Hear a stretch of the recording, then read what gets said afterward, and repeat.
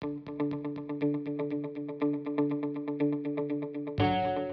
everyone, I'm Tatiana and I'm joined by Mike, and today we're going to be doing a C2C. So, for the first question for you, how do you see resources being portrayed in the media, and do you find that it's more problematic, or what do you feel about that? I think that's a really good question, and it's definitely in the last few years it's gotten a little bit better, but before it's definitely quite polarizing in the sense that you'd see so many things that would be so one-sided and never really discuss the other side of things or how things might actually be from a company standpoint.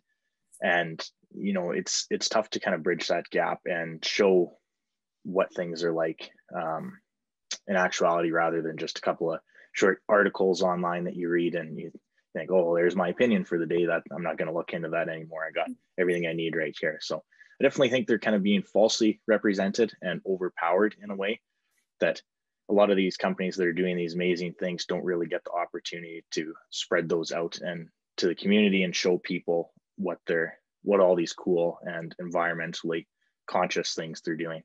Yeah.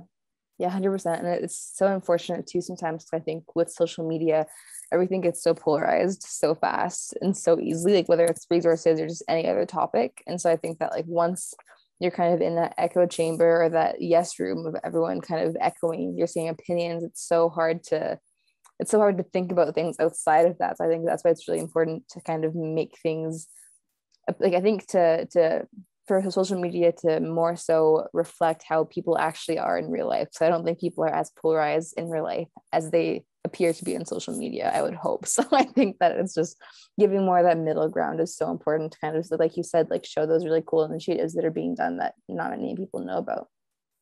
Yeah, absolutely. Yeah. So for the next question, in your opinion, what do you think is the biggest challenge in just natural resources in the industry that they face today? Yeah, that's another really good question. It's quite an interesting question too, I find, because there's these huge companies around Canada and around the world that, as we talked about earlier, are doing these amazing things. Sometimes they kind of get so, it seems to be they get so caught up in, doing these things that they don't really have the chance to show them to the world and be like, hey, look at all these carbon capture initiatives. Like my company itself, we were just talking about this today. They were giving students a huge list of all these amazing things that they're doing that are environmentally responsible, they're sustainable, and they're really trying to build that growth right from the foundation. But it's tough to show those to the mass public and really get that opinion out there. Not opinion, but like the facts out there that, hey, we actually are doing all these cool things. And starting with these big, huge companies that are doing that. So it's tough for them to kind of spread those out. And I think with SFC, it's definitely a great opportunity for us to kind of take those facts and spread them around our university campuses and even to our neighbors and friends and family and that. So yeah, it's a really good program to really help, bring that information from the top down and let everybody kind of see it and appreciate it too.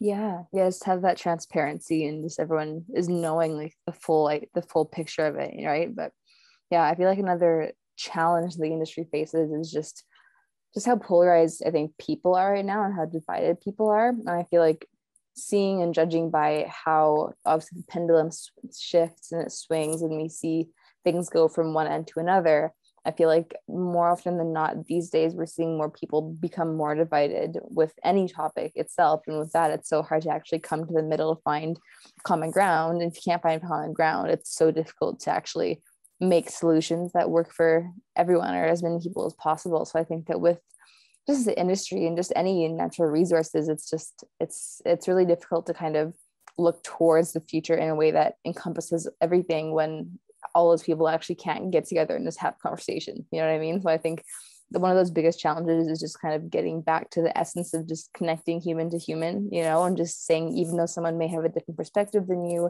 different worldview, you grew up somewhere else, that's totally fine because that's natural and normal. The humans are meant to be different, but that doesn't make them or their reality any less valid than yours, right? So I think that's a big challenge for anyone, is just kind of coming together as a society, as a people, and just being able to look past certain differences to find common ground, because we all are going to be living on this planet. So might as well try and get along as much as we can.